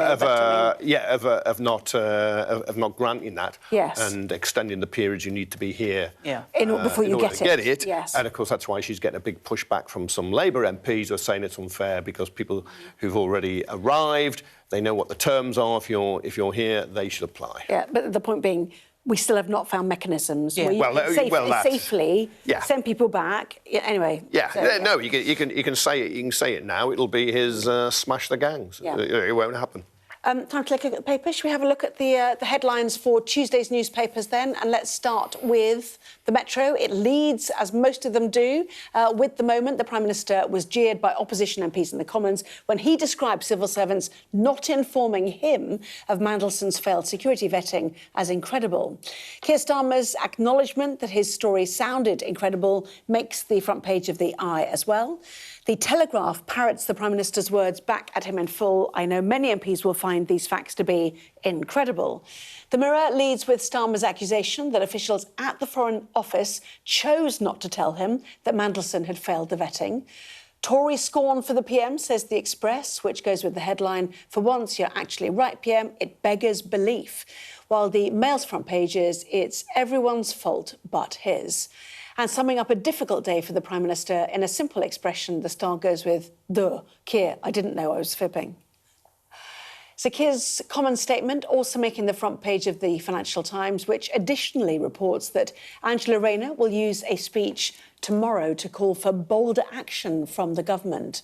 While The Guardian also looks ahead to events tomorrow, its headline, "Starmer on a collision course with Robbins over Mandelson vetting," with the former Foreign Office boss set to give evidence to MPs. And in fact, the Times has a lot of details reporting that Sir Ollie Robbins will use that appearance to tell MPs he did not see the formal recommendation from the vetting body and to accuse the PM of forcing the Foreign Office to accept Mandelson's appointment. A lot of detail in that story, which we've already gone through. The incredible word, Arlene, did that backfire on the Prime Minister, do you think? I think it did. And I went in to listen to his statement today. And once he said it, the whole chamber, which had been pretty quiet, I have to say, and everybody looking pretty glum on the Labour side, the whole chamber laughed because he said, "Really? Yeah, we do think it's incredible, actually." And then he went on to the phrase, "beggars belief," that they didn't. I mean, yeah, that's right, beggars belief. So I think those two phrases are the two that anybody writing that statement should have known that those were going to be the headlines the next day. He needed to say, "You, like me, yes, may find it incredible," but it was the case. Yeah. And he just said, "You, I know MPs. No, he walked into it and it boomeranged on him. Yeah, and the Express picks up on the beggars belief line as well, as you said. And just if you would look at the Express quickly, here it comes, And then I was going to move straight on to the Daily Mail. In fact, there's the beggars belief bit. And then the Daily Mail picks up on it's everyone's fault but his, because Kemi Badenoch listed all the people that have so far lost their jobs over the decision made by the Prime Minister, which questions his judgment clearly to appoint Peter Mandelson in the post. Yeah, there's probably no one left to throw under the bus. But he may, I mean, it's quite a traffic scene. He may have a case, but nevertheless, he'd keep coming back. And of course, she'd earlier in the day been accused him of lying. She's dropped that now because it's not sustainable.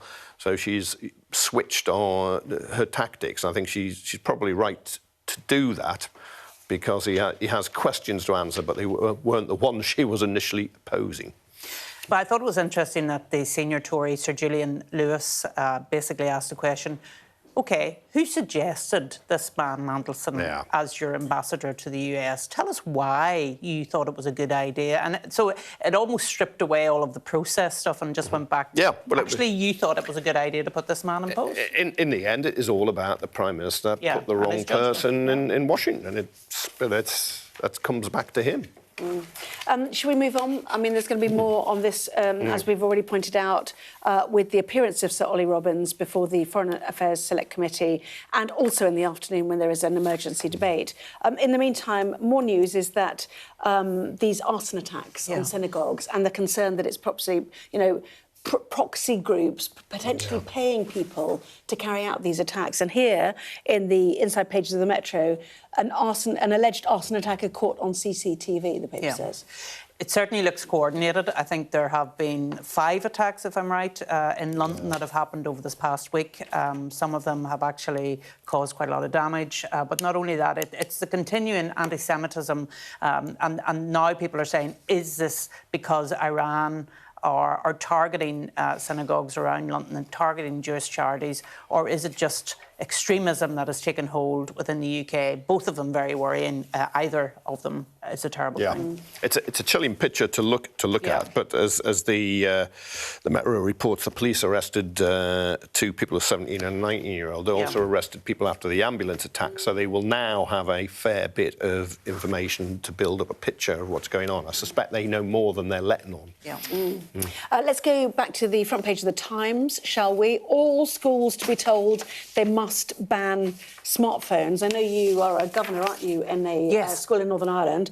Is this something you approve of, or will it make no difference at all, do you think? Because most schools have a policy on this. Well, the government have come forward with this proposal in their flagship Children's and Schools Bill because they've been under a lot of pressure about social media use on mobile phones at school. And the Conservatives have brought forward amendments on this. But now they're putting the guidance, which is already in existence, that you shouldn't have mobile phones in school, into statutory guidance, which means that every school has to comply.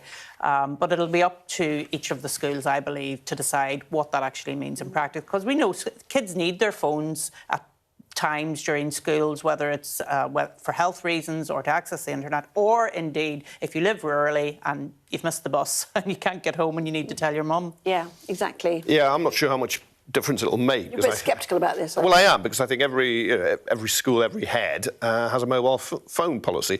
This will allow one of 4 options, if I'm reading this correctly in the Times, which are already there in the guidance. So a school can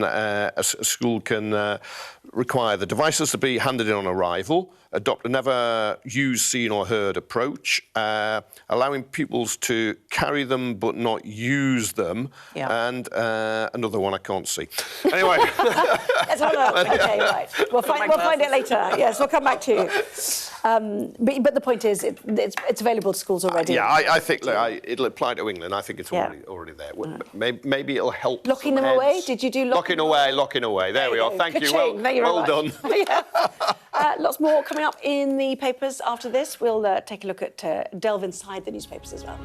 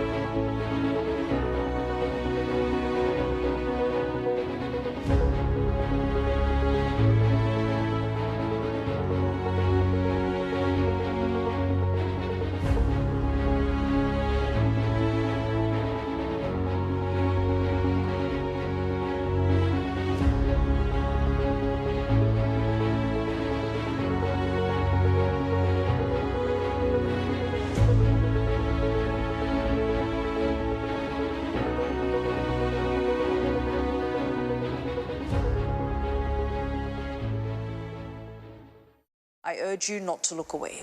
If Hamas hands the hostages over, they will end this conflict. The world has been watching. Good to see you again. How are you? Did she say how he was? The conditions are awful. The jets were ordered to come back. Historic day here today. How will you respond if India does launch airstrikes? They'll be allowed to warn. I'm just going to put some body armor on. I'm Yalda Hakim. Well, we're looking at the newspapers with Kevin and Arlene, and we're going to mark the point of what would have been the Queen's 100th birthday, in fact. The King, we know, has been out and about. There it is in the Telegraph. Mama would be troubled by the world, is his assessment there. But in the meantime, many of her outfits are on show, are they not, Arlene, which will no doubt generate a great deal of interest as viewed by the King and the Queen. Yeah, I think people will be very interested in this because there's such a great reservoir of love for our late Queen, and I think people will want to go along and reminisce about what she wore at particular events across the world, actually, not just here in the UK. So the King was visiting that exhibition today, and he is obviously reflecting on the fact that his mother would have been 100 in this month, and he's saying that she would have been troubled by what was going on in the world, like everybody else in the UK at the moment. Including all hats, which feels itself of an era in some respects, doesn't it? It is. She was famous for the matching ensemble. But you're right. It is her generation. They wore hats. Sometimes you'd see her in a headscarf. And but if in Balmoral, up at Balmoral, yeah, women don't as much now. It's not my cup of tea, but I'm sure it'll be very popular. And as you say, as he says, his mother would be shocked at the state of the world.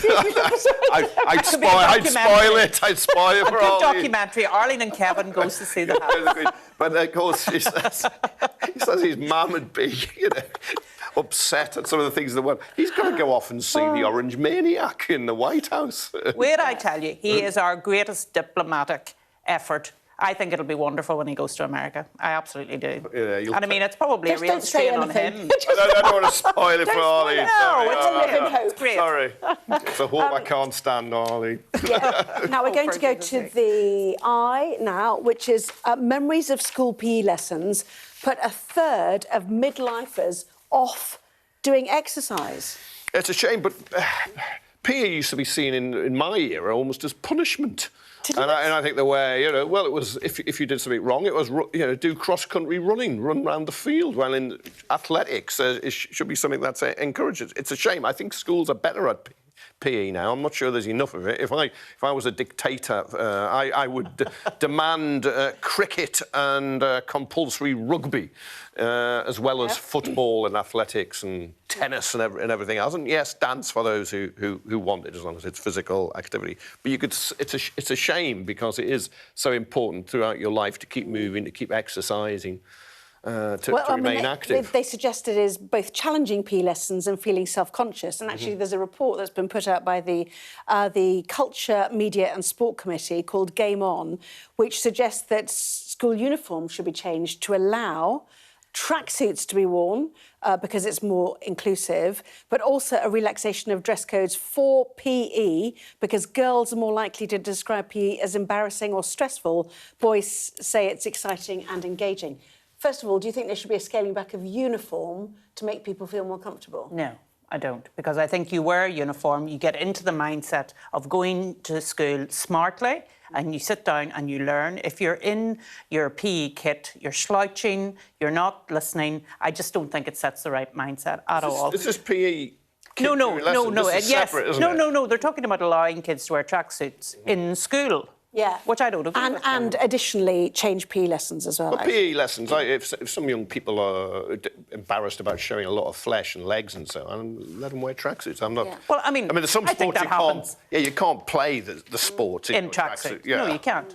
Yeah. And very, very quickly, our final story, which is also in the Eye, the organisers of a half marathon had to apologise after incorrectly citing a turning point which caused runners to continue for hundreds of metres too far, 512 metres, which actually, if you've got times to worry about, would really make you unhappy, wouldn't it? Yeah, there was one runner called Maria. She thought there was something wrong because her watch showed she'd finished. It was still, but as somebody who's ran the Great North Run, a half marathon northeast, an extra 512 metres is a long way when you've done 30. It makes it very special, though. They'll always remember that one because it was extra. Yeah, but it half marathon plus messes up their times, though. Arlene, Kevin, thank you very much indeed. Lots to discuss. Thank you. We have Sport X. West Ham miss out on the chance to move 4 points clear of the drop zone. We'll take a look at the goals. This is how you travel when the mafia wants to kill you. He's almost given up his own freedom, but that's the price he's willing to pay. Here, they don't just arrest 'Ndrangheta mafia members, they also live among them. Time after time, I've seen the devastating impact of extreme weather and climate change. We don't have much snow at the moment. They've had a warm spring and exceptionally hot summer, and that means they're expecting to lose more than 3 times the amount of ice than they usually do. Flames are still forcing people from their homes and leaving many questioning their futures. Here was my life. We have nothing. I can't say anything, it's so sad.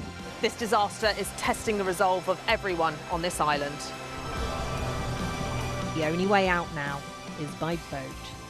Everything you see is devastated, and the misery being felt by people living here is repeated in towns and villages across Central Europe. Sky News, get the full story first. Turkey is burying its dead. The loss is profound. Whole families died in this collapse, generations wiped out. The violence has penetrated the heart of the city rather than being contained to the estates around the edge, and that speaks to the level of anger being felt here.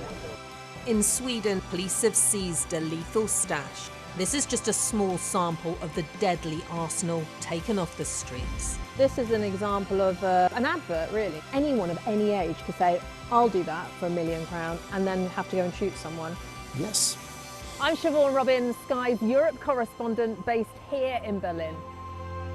I bet right now you often find yourself asking why. Why was a certain decision taken? Why did something happen? Why did they say or do that? I'm Neil Patterson, and it's my job as a journalist to find out why. Just explain why. It's a difficult one. Well, I mean, it's massive. It's a very, very severe situation. So if you want to make sense of this complicated world, Sky News' new podcast, This Is Why, is your daily fix. One story every day, and we can find out why together.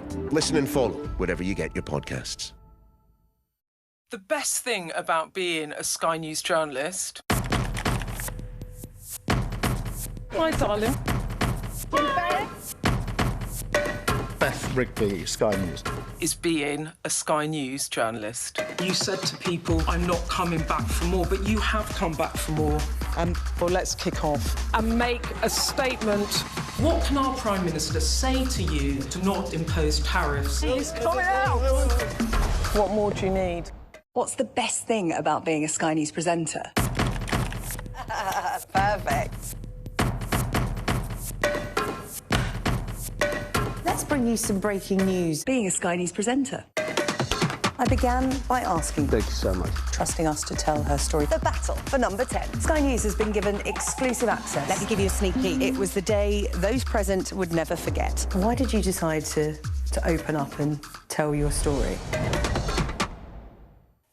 Well, it's time for the sport now. Let's get the latest details. Here's Mike.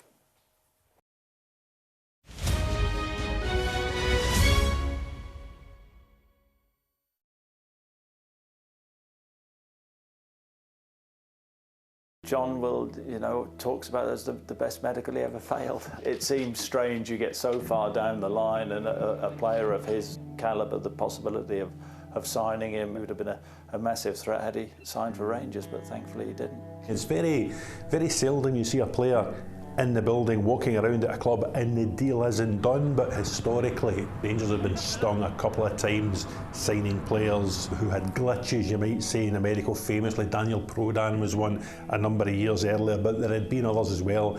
And I think they'd reached the stage where they weren't going to take any more risk. And then I failed a medical at Charlton. John Hartson was last week tipped to be on his way across South London for £5 million. But for the time being, that seems a dead deal. Been a lot of speculation, and if there was any chance, it would have been done. Spent the day with Alan Kirbishley, walking around the valley and being in the training ground. And I was training every day. I was scoring goals every weekend. And I'm thinking to myself, you know, I can't pass a medical because of this knee. I'm not bitter, no, not at all. I'm not a bitter person, you know, I just get on with life. I've got no problems with my knee or nothing, you know, I'm lashing balls in and everything else. And it does get a bit, you know, frustrating at times. You know, people keep going on about medicals and that, so that does unsettle me a little bit. I shouldn't think you want to see another one again, do you? No, I don't want to do any more medicals, to be honest. So I'm starting to question myself. I think my previous managers were saying, John's fine. He's doing everything asked of him on the training ground. He's playing every week. He's scoring goals. But for some reason, I just couldn't pass this medical. And it was very, very frustrating. It was quite worrying, actually. I'm starting to think, well, where do I go from here?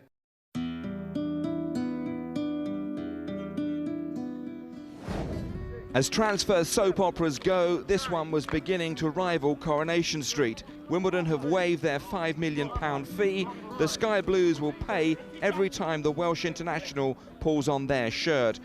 He's had injuries, but if you look at his record of playing, he plays a lot of games. It's all about pressure, this game, anyway. If you can't handle pressure, you're in the wrong game. I actually failed the medical first time around at Coventry, but it was Gordon Strachan that pushed it forward and obviously did the deal. We tried to buy John from Wimbledon a few months before, but then Rangers came in. John failed the medical. We went back to Wimbledon, ended up doing a deal with Wimbledon to buy John for $750,000. I trusted Gordon implicitly. You know, if Gordon felt strongly enough and he'd got a commitment out of John, that John knew his own body, he'd certainly not miss games for the sake of his knee.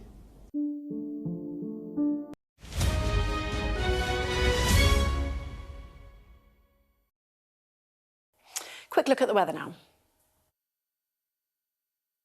Dinner under the stars tonight? That reminds me of our travel insurance. You mean All Clear Skies? All Clear Travel Insurance sponsors Sky News weather.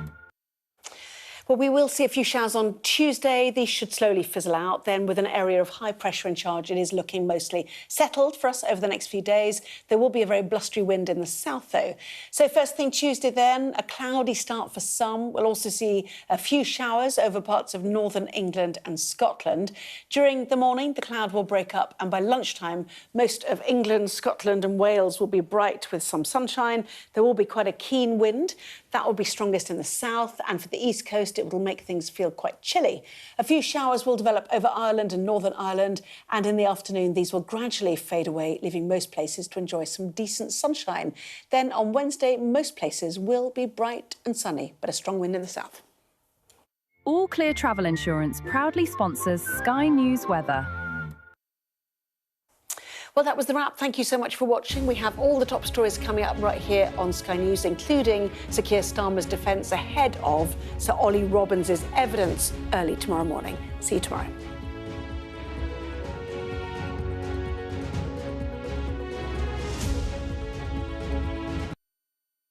I urge you not to look away. If Hamas hands the hostages over, they will end this conflict. The world has been watching. Good to see you again. How are you? Did she say how he was? The